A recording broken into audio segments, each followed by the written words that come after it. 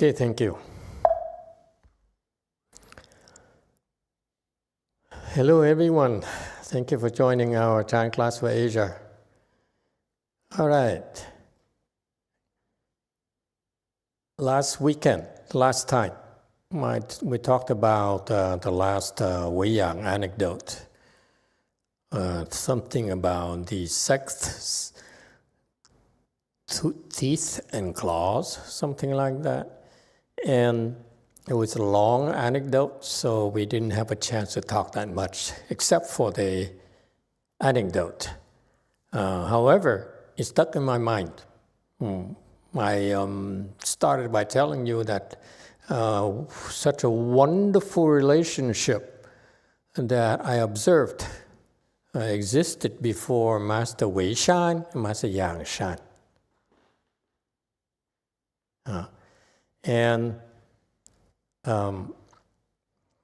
And so I've been thinking about that. And today, then I'd like to talk to you about it. I'm sure that most of you have a special relationship with someone. Your wife, your ex-husband. Well, let me take it back. That relationship you want to forget, right? Okay, never mind. But your mother, your fathers, and so forth. And so there's someone special in your life you can think back. And for these monks, Master Wei Shan and Yang Shan, they weren't married, so their relationship was very special to them as well. So can we talk about that special bond you have with someone? Why? What made you what brought you close to this person, and what kept you, and so forth? Anyone would like to share it with us? I want to talk about that special bond you have, like I saw between Master Wei Shan and Master Yang Shan. Of course, it's different from ours because it's between two great sages. Okay, but there must be some similarities, something that we can take from that, we can learn from them. So what do you think? That much, huh? Okay, very good.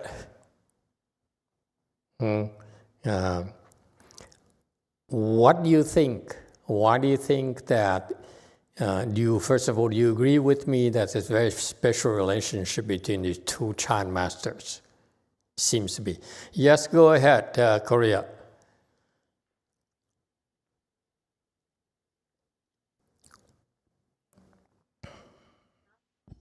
Sorry, we cannot hear you.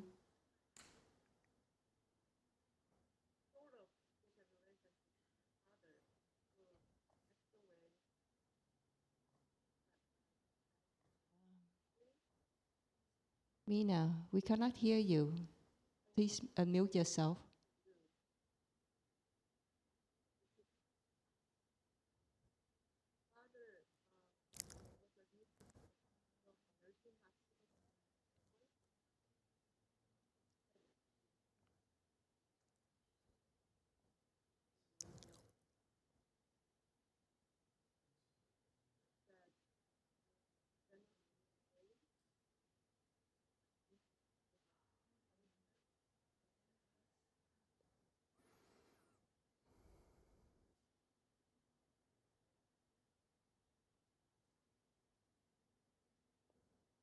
Can't hear you. Is that our problem? What's the problem?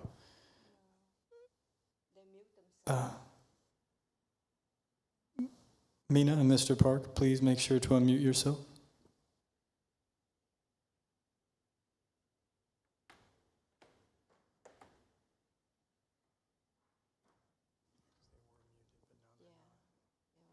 Is the audio that's off according to the screen?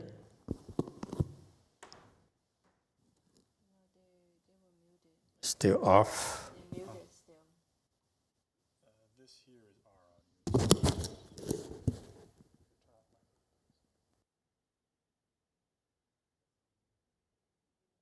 No, can't hear you. You're still mute. Hear me?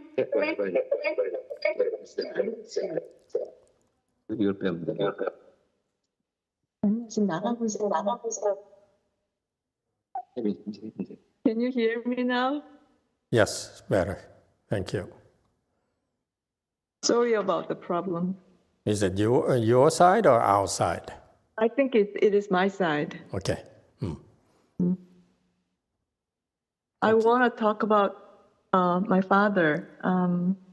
My father was hospitalized 2 years ago, and I asked for a free 49-day plot for him.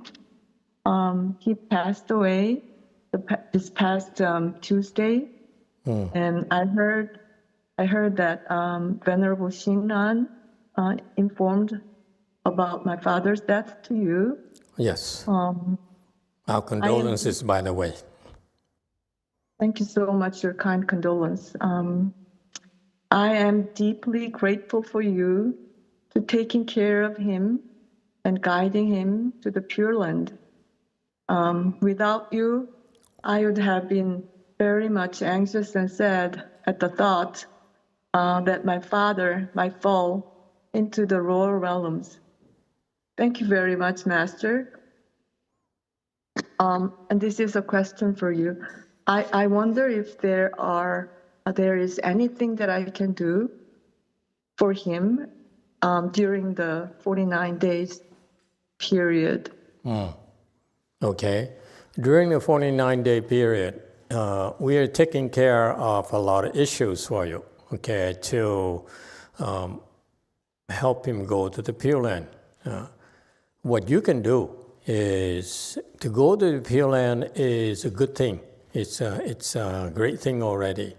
But also, you could also, on your side, help out with creating more blessings for him during this period, because it will affect his rebirth grade.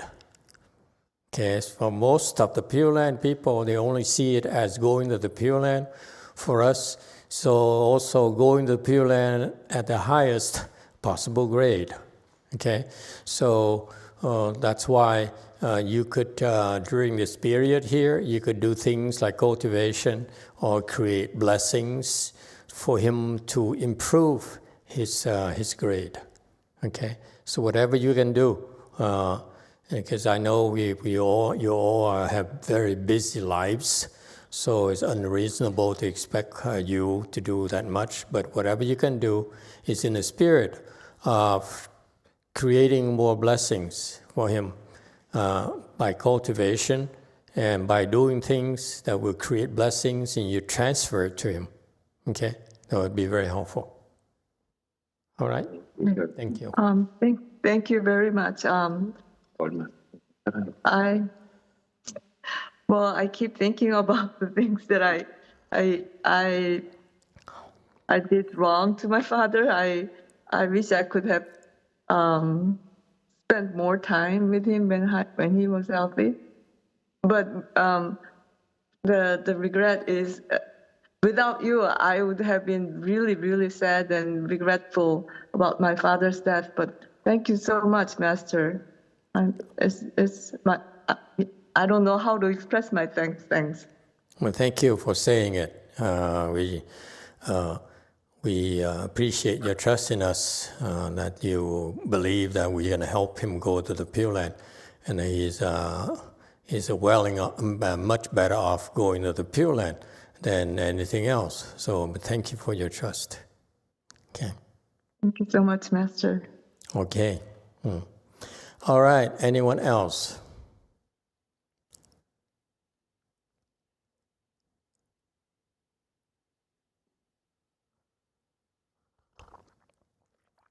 Too personal? You don't want to talk about how you can appreciate someone?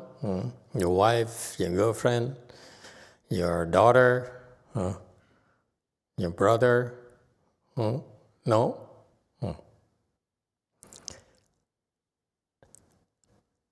I want to point out to you today, to me, what makes that relationship special that I yearn for, and I said last week, I never had that kind of relationship with my Chinese teacher, Master YongHua.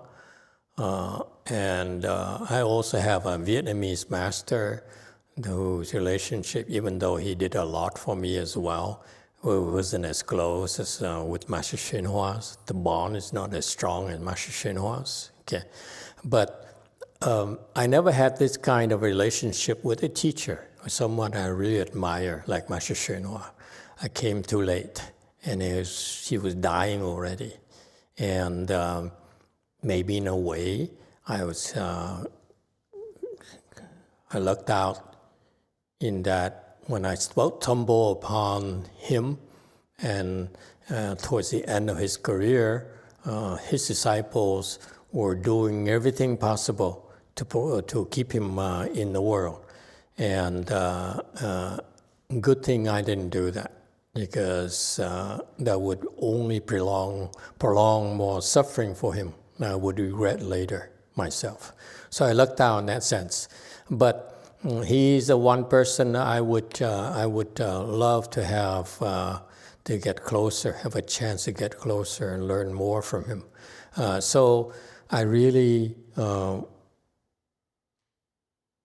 am envious of the relationship between Master Weishan and Master YongHua. That is very, very special to me. And that, to me, that bond is even stronger than love, whether it's physical love, emotional love, intellectual love, is much stronger. Okay? And what makes it special, you think? And if you understand this, we can learn from it, and will help our personal lives, help our relationships, don't you think? We are not sages, but if this is the model, this is a standard for the better relationships between two people, then there must be something we can learn and graduate towards. That's my interest today. Whether it's between you and your wife, between you and your girlfriend, between you and your best friend, between you and your mother, okay, and so forth. There must be something we can learn from these two that would help us. That's why they're there, okay? And this is what's special about these two Chinese masters. Their lives are more like, are designed to show us how to live better, have better relationships, how to cultivate better, and all those things. So today I just want to talk about this special relationship between two people, between Master Weishan and Master YongHua. What makes it special, you think? And I know you're not warmed up yet, so let me warm you up, okay? And let me talk, and then feel free to jump in, all right? So to me, what makes it special between Master Weishan and Master YongHua is that Master Weishan really cares for Master YongHua. It's so deep. He cares for his disciples.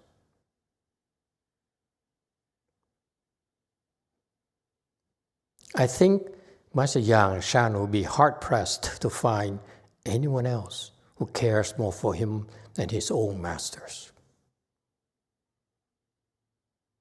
See, when we love someone in our world, worldly people, we love someone because we like that person, we love that person because you see in that person something of us. Agree or disagree? Now it draws us because, you like me, we like movies, we like red cars. And so there's a special bond there that you find in the other person. Or typically between husband and wives, and the husband likes the woman because the woman takes care of him. No?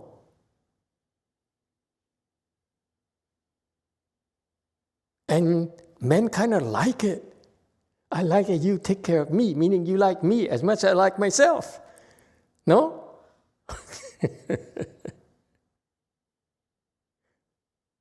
Too raw for you?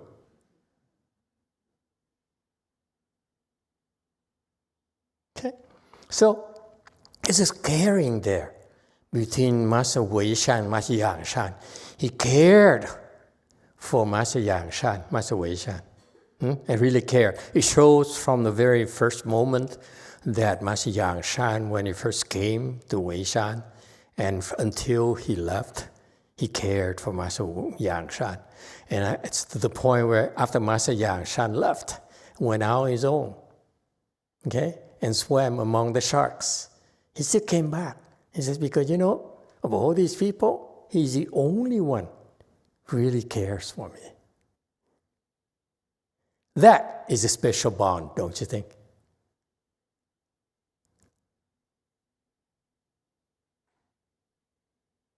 Like you, when you divorce your wife, and she goes out and does her things, and she comes back, sees you because you care for her. No, it didn't quite work for you. Huh? Okay, never mind. Okay, so the point here is that the caring there is very, very deep. He really cares, Master Yang Shan. And conversely, Master Yang Shan, okay, what is Master Yang Shan's attitude towards Master Wei Shan? I want you to understand this.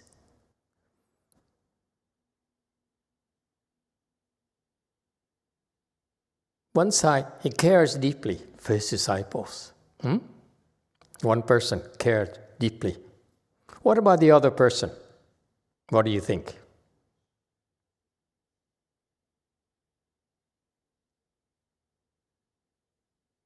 Lots of words you can describe, but maybe can I suggest something that's on the tip of your tongue, but because you can't choose, there's so many words. How about Master Yang Shan appreciates his teacher?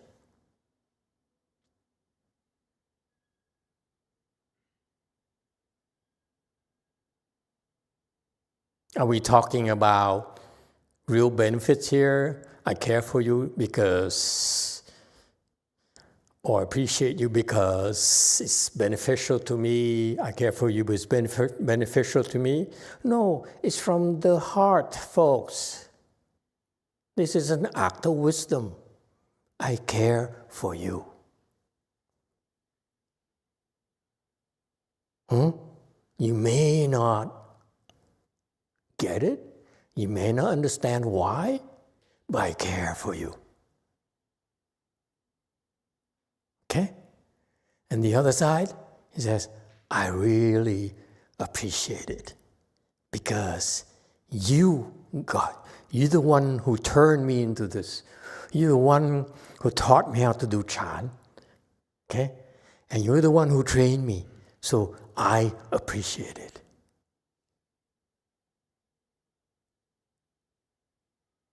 There's so many words again, to say, to summarize it, to simplify it into simple two words, I care and I appreciate it, is an oversimplification. Okay? We all see that. However, it's not words. It's the sincerity behind it. You can choose any words. You can choose, Master Yang says, I'm grateful for you. Okay? I appreciate, I'm grateful, I'm thankful, and so forth. Okay? But still, it boils down to that there is a purity behind it. Yeah? Same thing.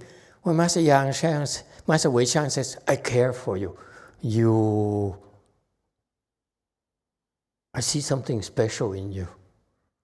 I don't see in many people. I like that. I care for you. You can always count on me.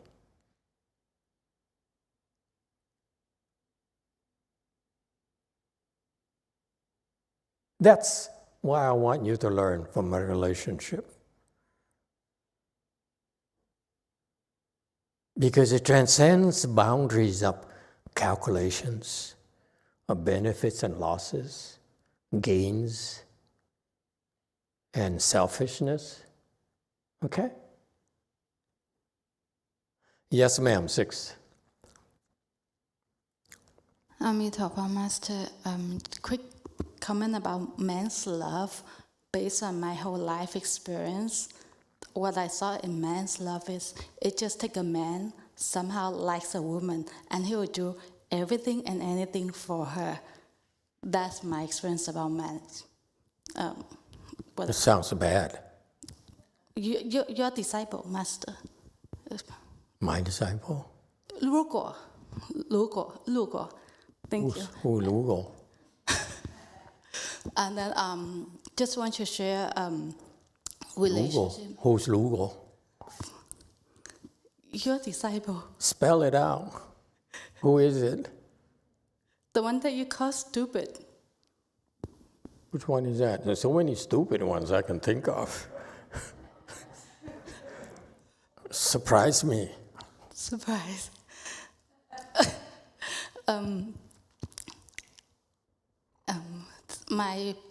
Would like to share an experience with someone who's very special. I had a Dharma's friend over here. When she was here, she really helped me a lot and cared for me a lot. It was really helpful. Like now she's gone. I didn't really understand what she was doing back then, but now all the teachings she gave me and all the kindness she gave me, it constantly comes back to me. Cultivation is very lonely, especially sometimes at Way Mountain Temple. You don't find help. But when you know that somebody can help you, it makes it easier. It gives me a reason to go on when I feel really, really lonely. Mm-hmm. Thank you, Master. Okay, you're welcome. Anyone else? Yes, sir, 9. Thank you, Master Amitofo. I want to ask you a question. When we're talking about relationship, I have a question to ask. My relationship with my mothers is somewhat from my experience, is somewhat a love-hate relationship, because when I think you shared before with me your experience with your relationship with your mom as well. Like when I was growing up, I was beaten up a lot, like badly, like physically abused sometimes. Now I look back. So as a younger kids, I don't really understand it, but almost always feel a distance. I try to almost stay away or stay distant from her. And sometimes she would ask me, do I love her? I would say yes, because I think it's my obligation to say so, because I know that she cares a lot for me, as she raising up two sons as a single mom. And I feel her suffering, but I don't really have the connection of until later when I grow up, I see how suffer that is for her, and she cares. But the love-hate thing still there. I just stay away or stay distant from her, even though I understand that. So how do I reconcile that of understanding the cares, and I do appreciate all that, but it just it's really hard sometimes for me to get close to her. And then she actually feel that all the time. She actually complain about that all the time, that I don't really talk to her, I don't really listen to her. But I just basically stay at a distance. Because I feel a little burdensome sometimes, because she never complained that with anyone, even my brothers. She only complained that to me. She like all the problems that she has, she would come home and complain that to me, but but she don't really complain that to anyone. So, what's the problem again? Can you put it in one word? With one word, I want to reconcile. No, what's the problem with your mom? I don't know how to open my heart to her. Why not? Because I feel it's a burden for me to do that. Because it takes a lot of work, I think. I don't know. I used to blame the childhood, but I don't know now what it is.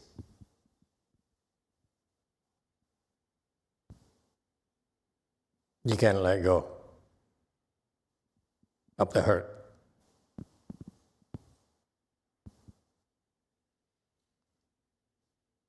So when a woman hurt you,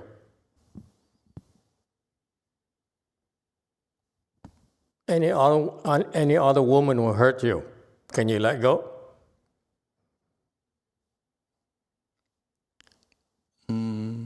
I think so. Yes, I think I can. But your mom, you cannot let go. Yes. Yes, I think so. Why not? Because I think that as a mom, I feel I need, as a mom, when I grow up, I think is beating me up is not the right way, I think. It's when it made me more, I see other moms, how they teach or how they care to their children, and I didn't have that. So you were hurt repeatedly. Yes. And you can't let go of that hurt. Not yet. Whose fault is it? It's my fault. Not your mom's? I used to blame her, but the more I practice this, I see it's more my problem, but I just still cannot let go. Because the hurt is very deep. It's not something you can let go intellectually. Yeah. You can reason all you want, but the feelings are hurt. It's very deep in there. You can reason, you can argue, you can debate, but ultimately, you cannot let go of the hurt.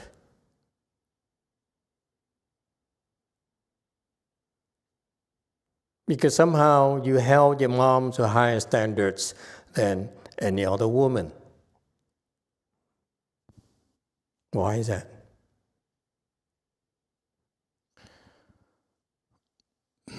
Because she always say that she's the mom. Like she has obligation. No. I'm not talking about her. I'm asking you. Why is that? Why do you hold her much higher standards than any other woman? Why? Because I think that's the mom obligations. So mom to you is someone who is obligated to be better than your mom? Can be. Yes, I think so. But your mom can't. So she failed you. And therefore, you're punishing her. That's the bottom line, aren't you? You're punishing her.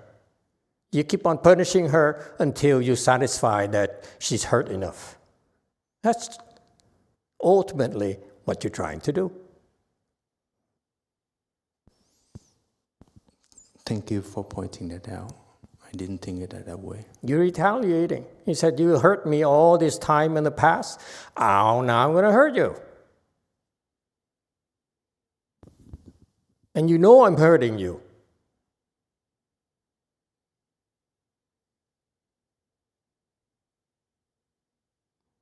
Then what kind of son are you? Never mind about her. What kind of son are you? If I were a woman, I'd stay away from you.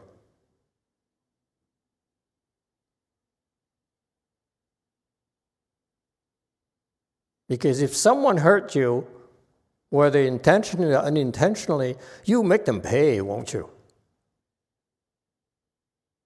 You're vindictive of a nature. You hurt me, I will hurt you. I will not let go until I'm satisfied you're hurt enough.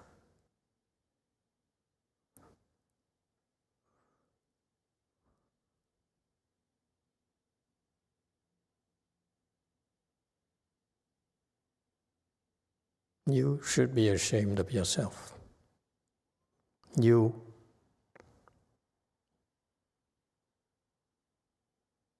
It's not your mom's fault. It's your fault. She tried her best. Have you tried your best? Apparently not. She tried her best, that's all she knows.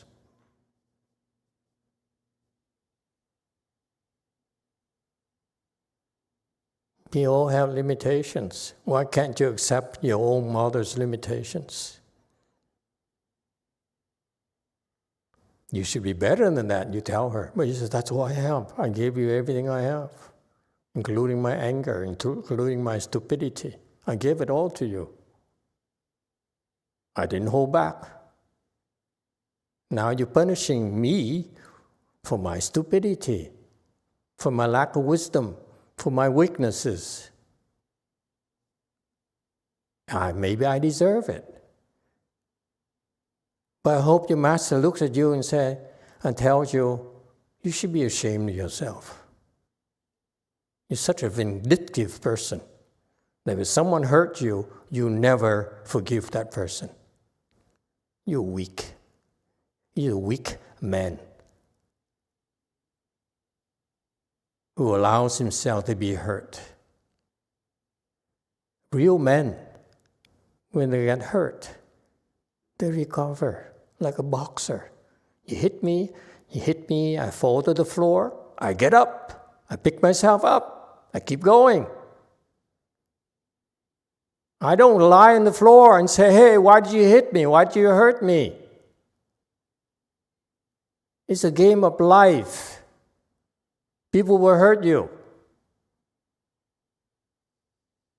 intentionally because that's all they know. You can't blame them for being who they are. Make yourself stronger. Recover from the hurt and then let go. And come back. Let them hurt you again and pick yourself up until it no longer bothers you. That's what real men do. This is what bothers me about you men nowadays. As soon as you get hurt, you run and, mommy, this person is so mean to me. My wife's so mean to me. Come on, man. Don't be so weak. Keep on. You know what happened to weak people? They're keeping on blaming others for their hurt. When they hurt, they blame others. The woman is mean to me. My mother is mean to me. My daddy is mean to me. It's never their fault. It's never the fact that they're too weak to take it.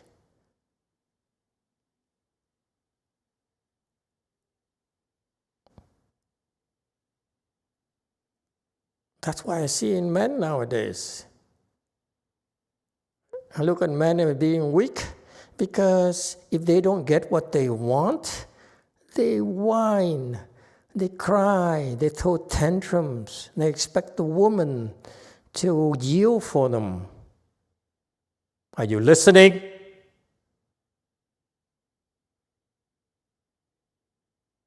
You weak.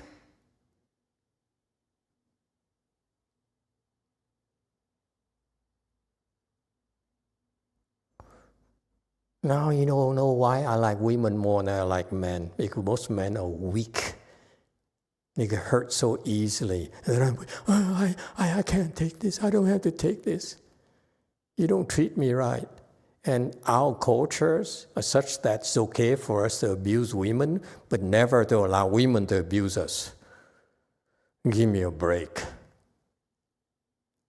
I let nuns walk in front of my monks, and many of my monks couldn't take it.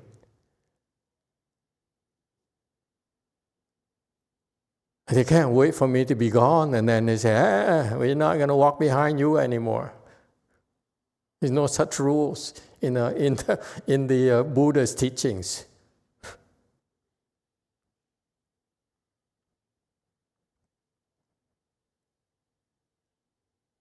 Come on, grow up.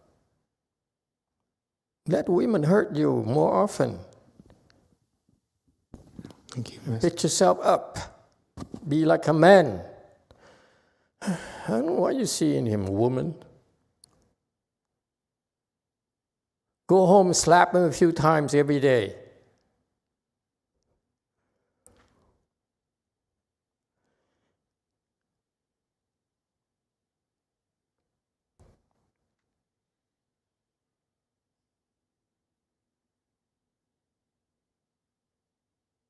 Okay, no questions from Jumi today, okay? You hear? Okay, very good. What's the price of rice? Let me go, let me change the rhythm a little bit. Listen to the rhythm of the falling rain. What's the price of rice? A master asked a monk, where did you come from? He replied, Youre. Master said, I happen to want some news from Youre. What's the price of rice over there? The reply was, when I left, I unintentionally passed through the marketplace, stepped on a bridge, and broke it. The master stopped.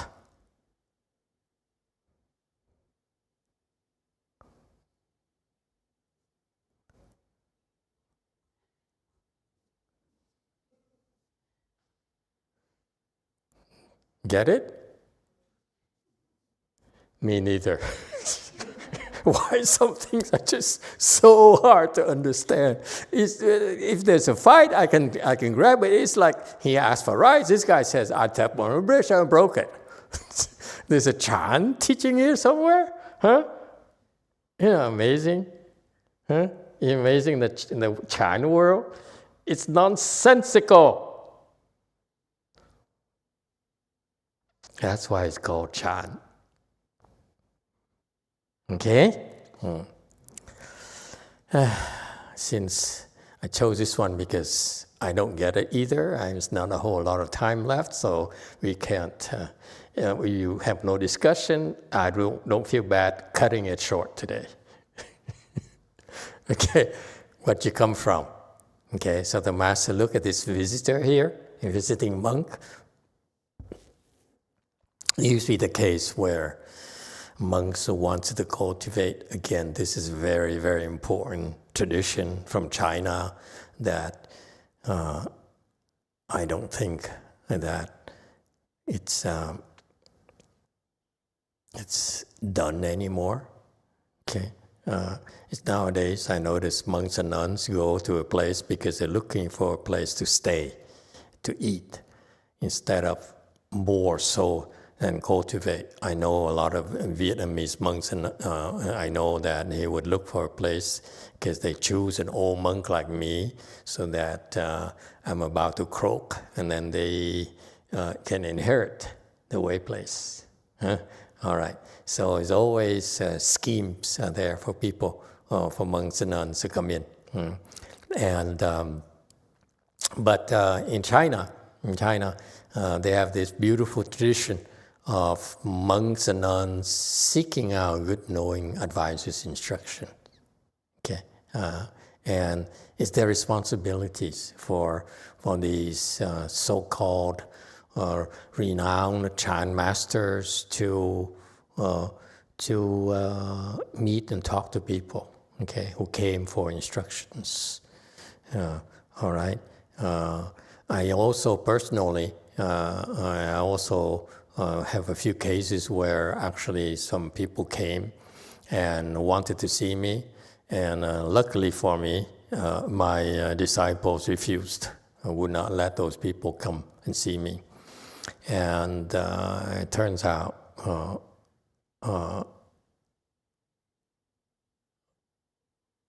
so far, all these people are kind of wacko, okay?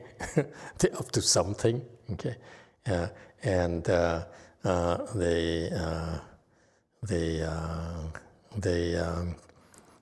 what they don't realize is they have the wrong attitude.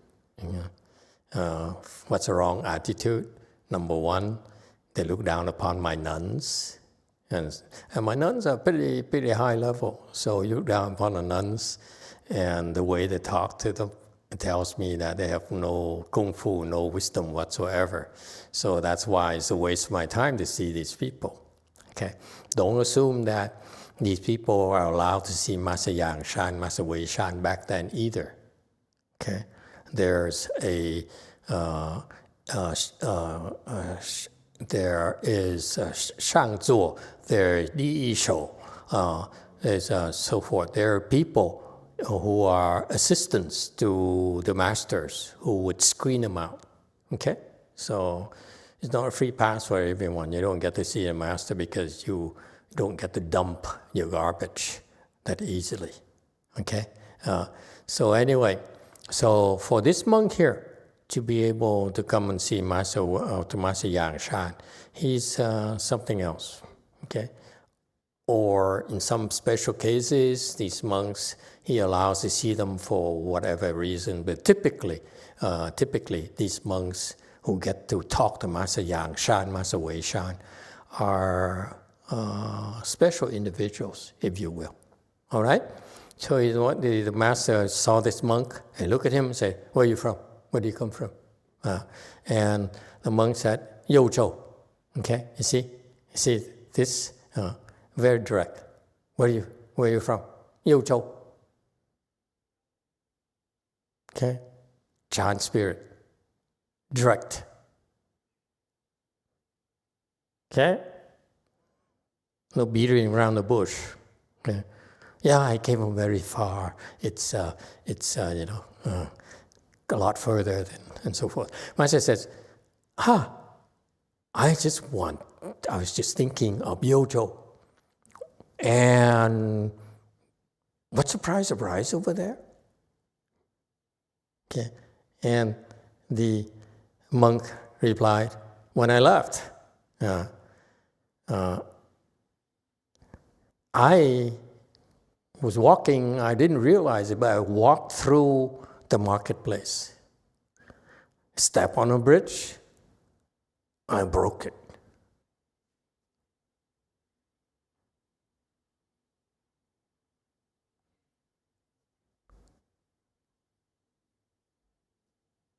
So Master Yang Shan stopped. You get it? No? I don't either. We stop here today. What's there to get? This is between two masters. Okay? Sometimes this is to tell you, this is to me, it's kind of like a snapshot, a short story, if you will, of really transpired in the life of Master Yang Shan. He didn't simply teach people, he didn't simply talk to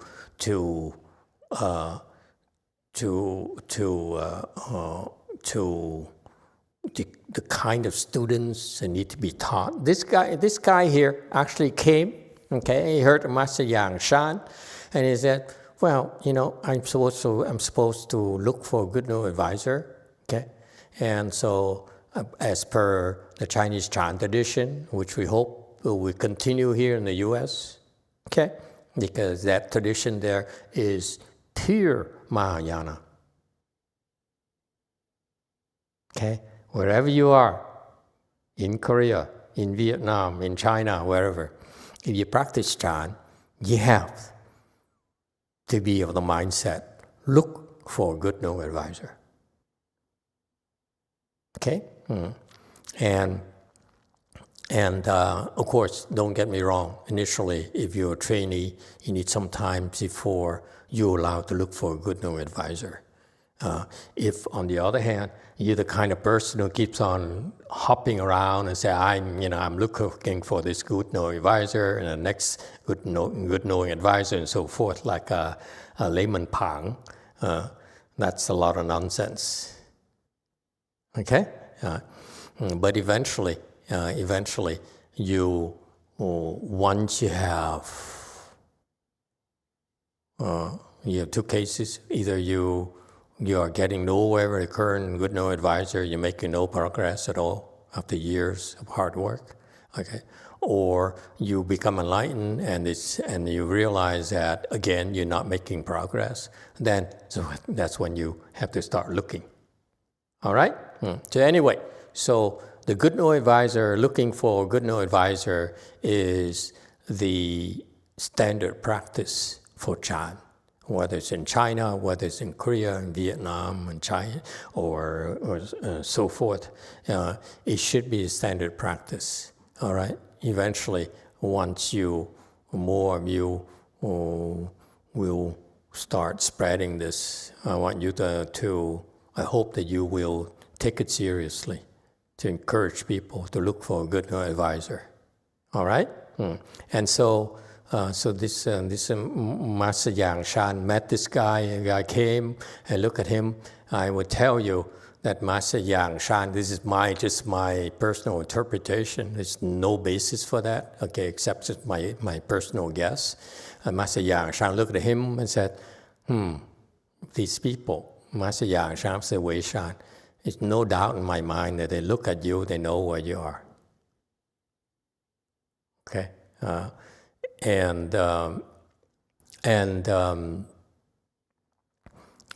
So far in these anecdotes, okay, I found that to be the case.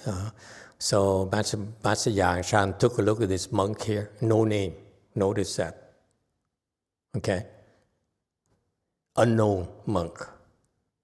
So another characteristics of these Chan practitioners, they're not interested in making a name for themselves, getting recognition. So the master said, look at him and say, this guy is kind of interesting. So say, where are you from? Say, Youre. Because the first thing is that that's the typical politeness from this master, some of the Buddhas and so forth. Where you from? Do you have to go very far? Are you hungry? Okay. Some people, for example, only eat dinner. We should have dinner for them. Okay. And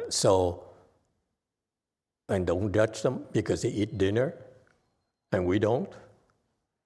Cut it out. Okay. Stop judging people. There's no compassion in there. Shame on you. Okay. People have different needs. They have different lives, different priorities. No need to judge them. Okay?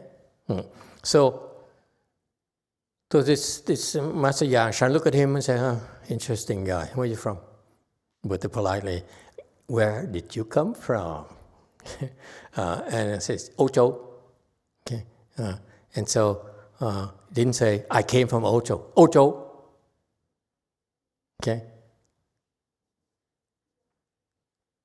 So this is when Master Yang Shan decided to play with this guy. Okay, because the answer made him happy. He's done. The Ocho there tells him, I'm done with this guy. Okay? But since he made the effort to come here, okay, I need to do something for him. Because I asked him, it's for myself, right? So the guy answered me, okay, now what can I do for this? This guy came from so far away to see me. So he says, I happen to want to know more about Ocho. Okay? What's the price of rice? There. And the monk says, it turns out I did go through a marketplace unintentionally. When I came here, I went through the marketplace in Ocho, okay? And I went through, I stepped on a bridge and I broke the bridge. Okay? And so this guy, if you ask me, it is just my interpretation because they're not here anymore to verify it for us, okay? So I can say anything I want. You're stuck with that. It will pollute your mind for a while. Okay. So the guy says, you asking for nonsense, I give you nonsense of an answer. Okay. That's when Master YongHua stopped and says, okay, I got nothing to teach you today.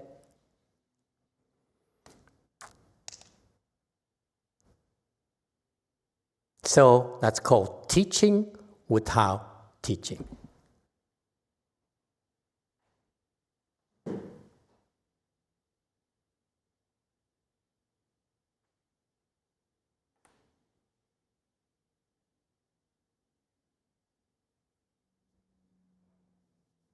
You still want more? You are so unreasonable. I just gave you the principle, teaching without teaching. And yet you're still unhappy. You still want to know more. Yes, go ahead, Ziet. Master, I searched on the website, internet, and found out that Yuzhou in the Tang Dynasty, Yuzhou is in the southern part of today's Beijing.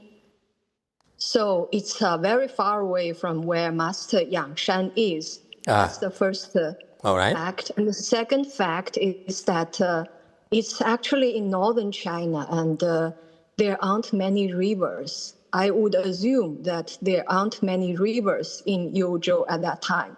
So it's really not possible for this monk to go into a marketplace and step on a bridge and break the bridge.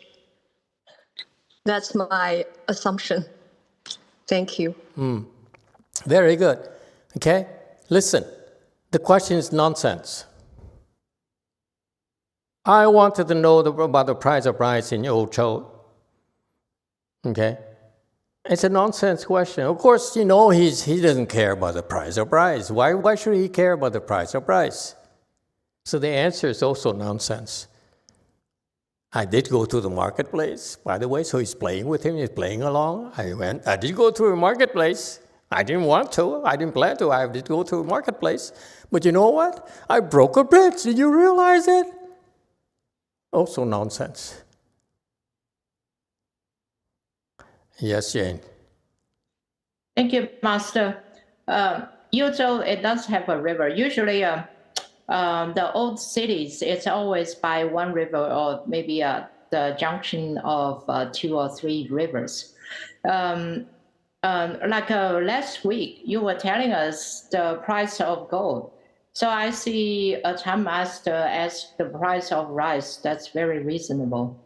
Okay. And the fact is that this dude said, oh, you know, I just happened to walk through and I broke the bridge. That's pure arrogance. So even he truly did that, you know, you don't brag to a sage. So that's my humble opinion. So Okay. Thank you for your input. Yes, in the back. Master, if he doesn't know, why don't he just say, I don't know, and then just stop right there? Precisely.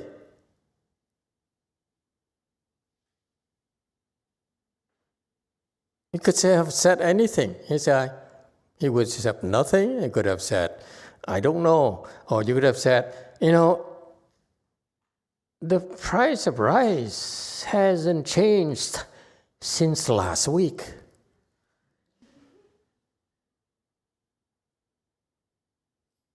He could have said anything. But the humor, that you sort of like this, have to like this, I sort of like this, is that he uses humor. Okay, he says, you asking a nonsense question and give you a nonsense answer and see how you react to it. You got that? You test me, I'm testing you. Because he asks, what's the price of rice? And he says, really? You want to know price of rice? Then he's caught. Okay? He's sucked in already. Whereas if he says, I did go through the marketplace, and kind of lure him, and he's expecting, and then that's a very interesting question to me, answer to me. He said, yes, I did go through a marketplace. And he looked at Master Yang, and Master said, yeah, and I broke a bridge. So this guy uses humor, and I like that humor. Because he says, you're asking for nonsense. I know you don't care for the price of rice. Okay?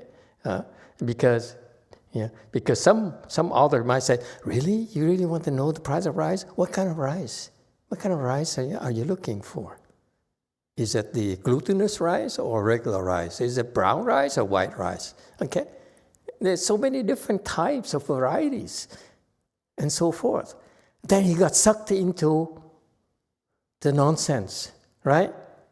So he says, yeah. So I like the fact he says, yeah, I did go through the marketplace and I broke a bridge. Guess what? I broke a bridge. And now he expects, he said, Master Yang, really? You broke a bridge? How is it possible? And Master Yang says, okay, we're done. You don't need me, I don't need you. Got that? That's teaching without teaching. You understand teaching without teaching now? He says, you're good. I approve of you. You passed. Got that? Okay. Think about it. Thank you, everyone. Stop here today.